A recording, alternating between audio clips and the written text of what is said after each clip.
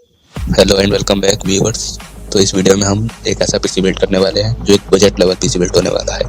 इस PC build की pricing approx 15K होगी, जिसमें एक राइजन प्रोसेसर, एक T450 motherboard, 8GB RAM, 5.2GB की NVMe SSD और एक बेसिक कैबिनेट।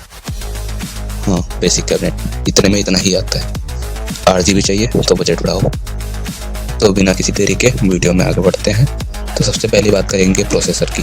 15,000 के अंदर होने वाले इस बिल्ड में हमने AMD की तरफ से आने वाला AMD Ryzen 3 4100 प्रोसेसर लिया है, जो 4 कोर और 8 थ्रेड के साथ आता है। यह एक बजट लेवल गेमिंग प्रोसेसर है। इसमें ज़्यादा अच्छी तो नहीं, पर बेसिक लेवल की गेमिंग जरूर कर सकते हैं। इस प्रोसेसर की बेसिक स्पीड 4 GHz है और यह AM4 सॉकेट को सपोर्ट करता है, तो हमें मदरबोर्ड भी AM4 वाला ही लेना होगा। वैसे आप इस सेगमेंट में Ryzen 3 3200GB ले सकते हैं, पर 4100 एक बेटर ऑप्शन होगा। हमने इस बिल्ड में AMD का प्रोसेसर इसलिए लिया है क्योंकि AMD के अधिकतर प्रोसेसर AM4 या फिर AM5 सॉकेट को सपोर्ट करते हैं, जिससे ये बिल्ड फ्यूचर प्रूफ के साथ थोड़े मोड़े अच्छे अपग्रेडेशन भी हो सकता है। इस प्रोसेसर में आप GTA 5 और भी कई बेसिक रेजोल्यूशन पर खेल, ज्यादा रेजोल्यूशन की आप इससे उम्मीद नहीं कर सकती। आपका बजट भी 15,000 ही। तो प्रोसेसर के बाद चलते हैं मदरबोर्ड की तरफ। तो इस बिल्ड में हमने मदरबोर्ड लिया है MSI की तरफ से आने वाला MSI B450M-A Pro Max second pro series का मदरबोर्ड है। यह मदरबोर्ड 5000, 4000 से लेकर 1000 तक के सीरीज प्रोसेसर को सपोर्ट करता है। इस मदरबोर्ड में आपको AM4 सॉकेट देखने को मिल जाता है, एक M.2 का SATA पोर्ट, USB 3.2 जो Gen 1 है, और DDR4 RAM, HDMI cable, VGA cable और 2.5 Gbps का लैन पोर्ट देखने को मिल जाता है। इतना सारा बोलने का मतलब यह है कि ये मदरबोर्ड एक बेस्ट मदरबोर्ड है।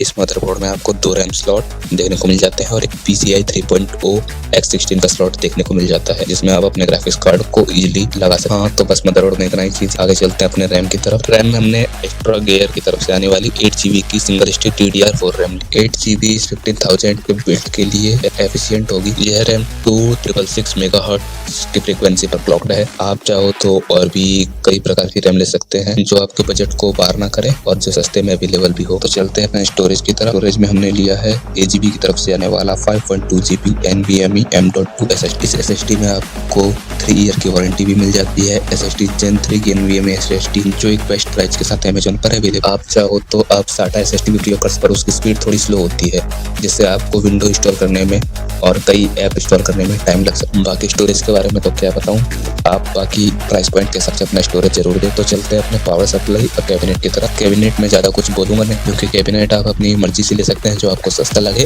और आपके नेसेसरी फोटोज में अवेलेबल हो। बाकी आपकी मर्जी, आप चाहे तो 8GB ले सकते हैं, या फिर आपको दिखावा नहीं करना तो आप 8GB लेने से आपके पीसी बिल्ड का बजट थोड़ा सा तो हाई होगा। तो चलते हैं पावर सप्लाई की तरफ। पावर सप्लाई में सिल्वर कलर के टीन के डब्बे लिए हैं। हाँ, ये ऐसे ही दिखते हैं। 15,000 के बजट में ऐसा ही आने वाला है, पर इनको जितना बेकार कहा जाता है इतने बेकार है नहीं। मैंने खुद इन पावर सप्लाई को 3 साल यूज किया। बाकी आप 1-2 हज़ार रुपए एक्स्ट्रा लगाकर अच्छे से पावर सप्लाई ले सकते हैं, पर आपके ही कहने पर मैंने इस बिल्ड को 15,000 के अंदर बनाया है।